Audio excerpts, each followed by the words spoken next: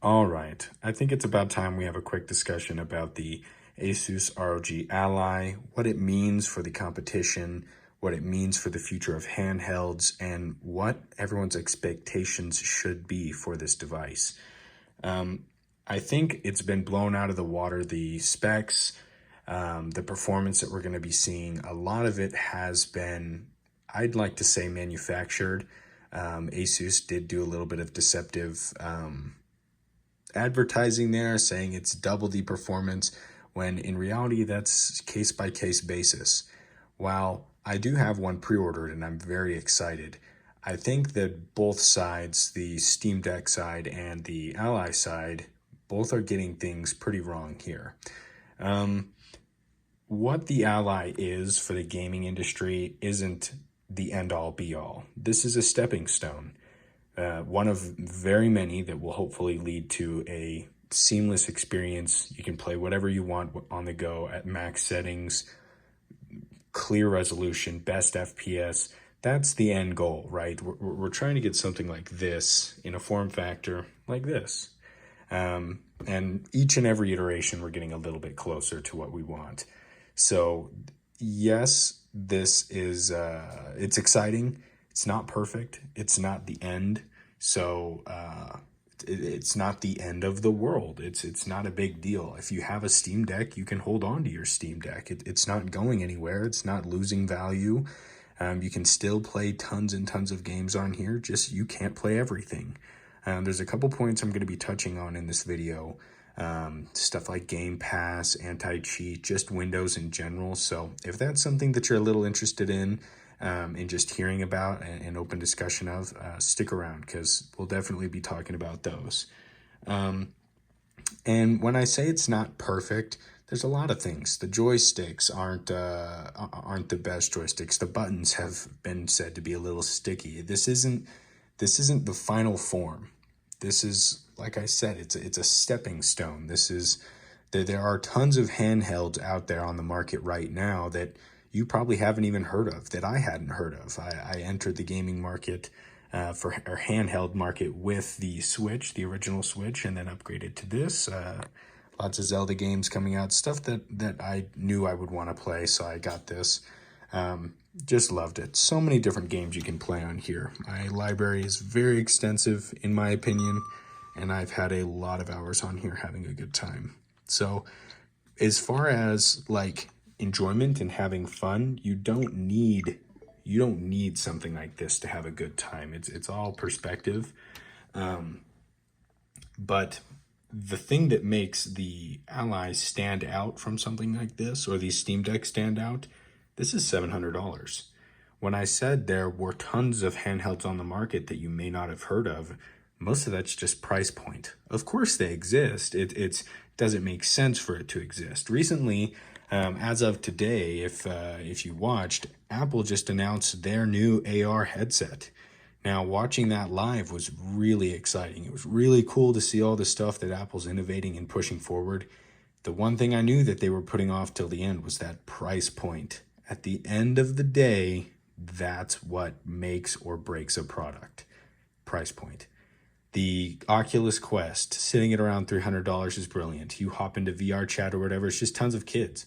It's tons of maybe lower income families, higher income, it doesn't matter. It's tons of people who can afford it. It's not super niche 35-year-old men who have a little bit of money and really like reminisce on retro gaming and want a handheld. It's available to anybody who wants it. It's not there's so many hobbies you could compare this to. Really expensive fast RC car racing, stuff like that, stuff that probably younger people want to get into, but that's a whole other thing. Like there's so much stuff that goes into every little hobby. It's the entry. It's how do you get into this?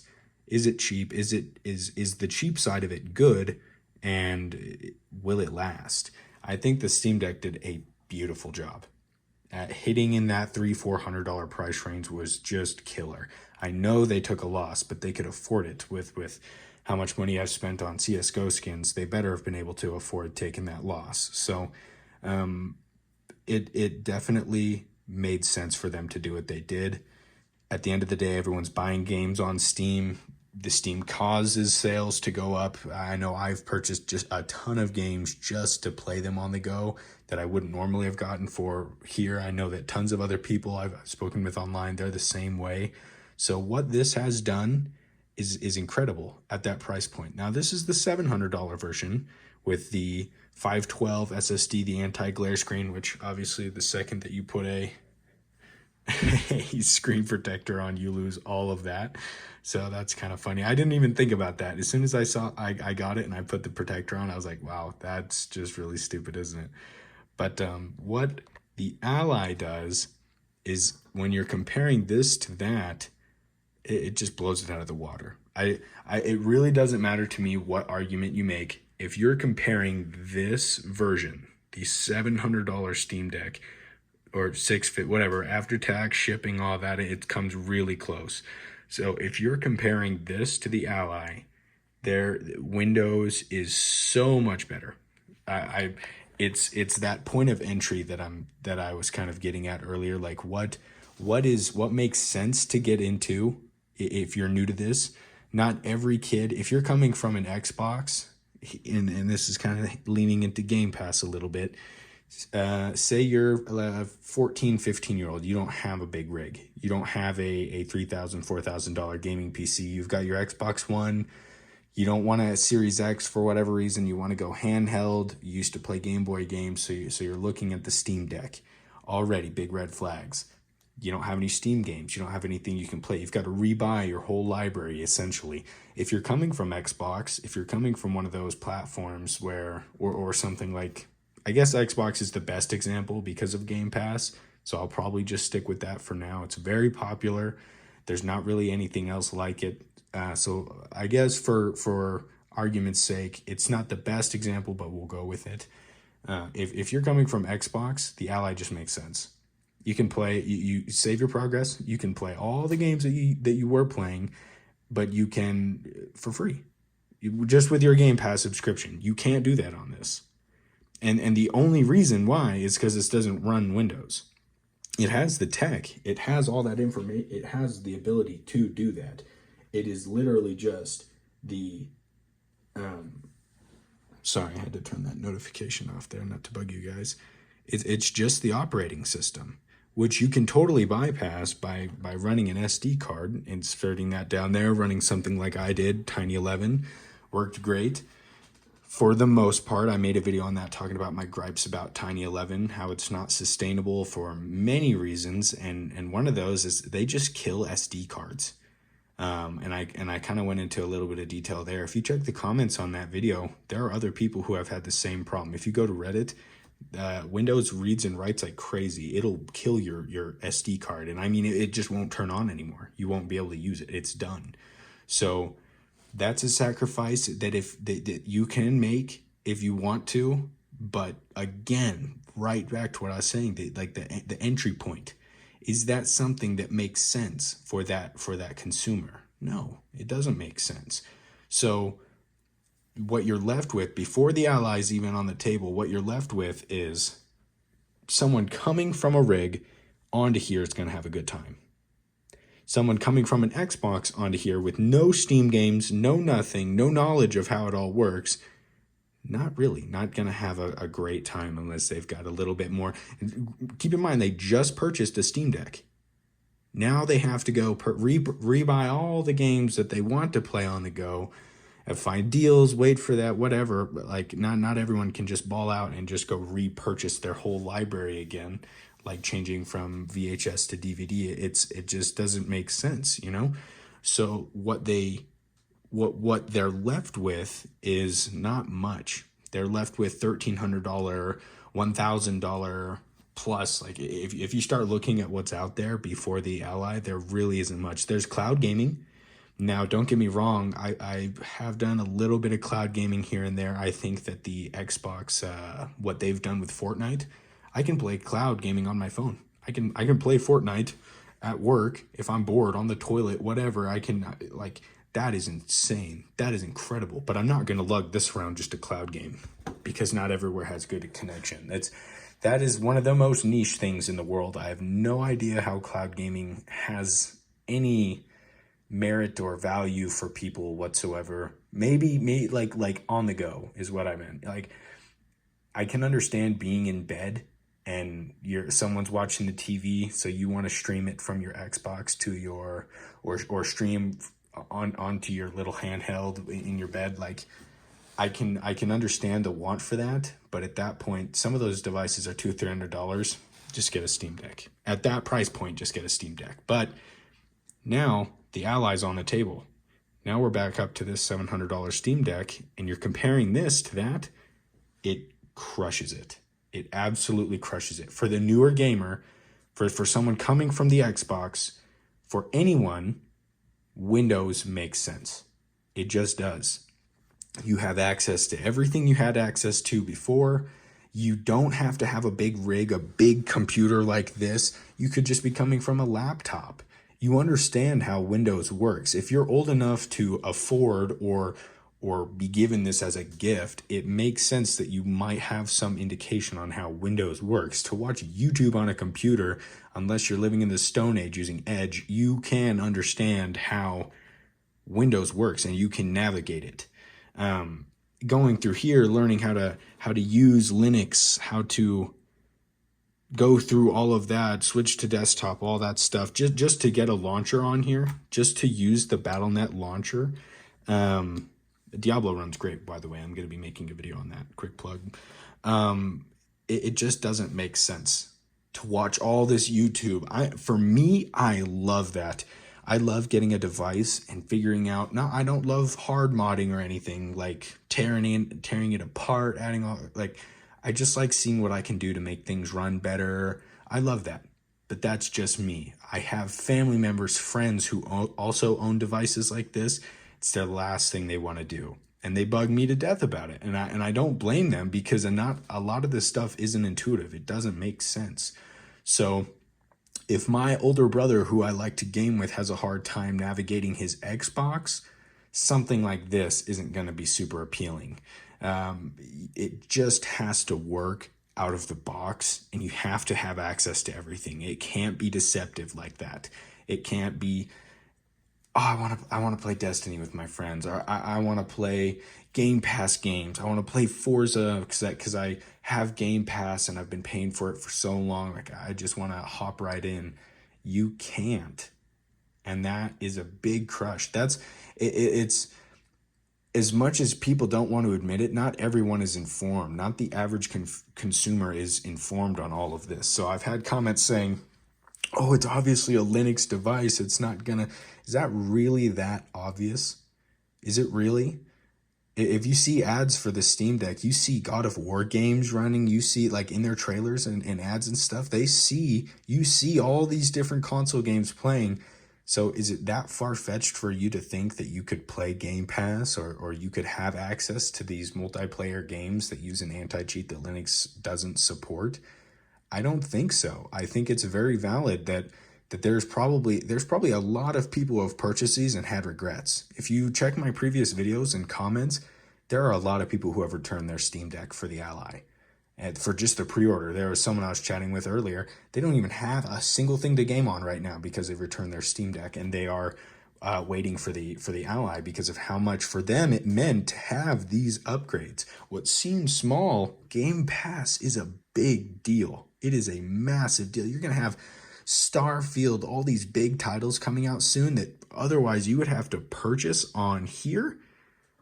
No brainer. I have Game Pass. Now I don't have to buy the full game on here. I can just play it on Game Pass on the Ally when it comes on that. There is definitely preference, but if we're just looking black and white here, there is a winner. But you're not. No one's going to be upset at you if you have one way or the other. There are tons of reasons to get the Steam Deck. For modding purposes, for retro gaming, it's not the best, but you can still squeeze a lot out of it. It is still a very good, and it deserves its place where it's at right now. I think the last thing I'd like to say, I know this is running a bit longer, but some people like to just have an open discussion like this, so one-sided at least.